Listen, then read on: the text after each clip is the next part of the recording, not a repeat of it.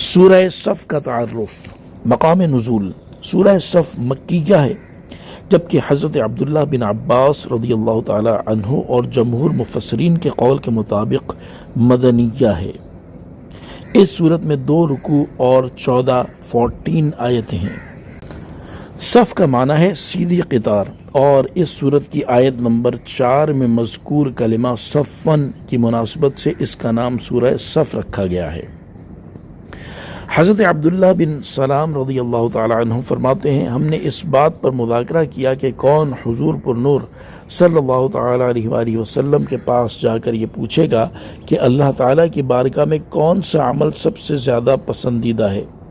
ابھی ہم میں سے کوئی اپنی جگہ سے اٹھا بھی نہ تھا کہ حضور اقدس صلی اللہ تعالی علیہ وآلہ وسلم نے ہماری طرف ایک شخص بھیجا اور اس نے ہمیں جمع کر کے ہمارے سامنے پوری سورہ صف کی تلاوت کی۔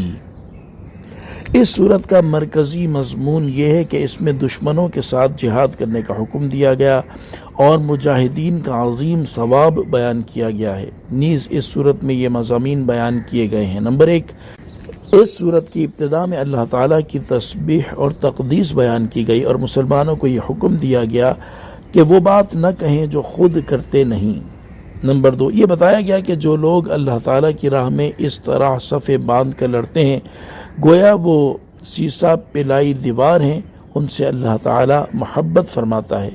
نمبر 3، اللہ تعالیٰ اور اس کے رسول صلی اللہ تعالیٰ علیہ وآلہ وسلم کی نافرمانی کرنے اور دین میں تفرقہ بازی سے منع کیا گیا اور بتایا گیا کہ یہ یہودیوں اور عیسائیوں کا طریقہ ہے۔ نمبر 4، مسلمانوں کو یہ بشارت دی گئی کہ اللہ تعالیٰ نے اپنے حبیب صلی اللہ تعالیٰ علیہ وآلہ وسلم کو ہدایت اور سچے دین کے ساتھ بھیجا ہے، اور یہ دین سب دینوں پر غالب ہوگا اگرچہ مشرکوں کو ناپسند ہو۔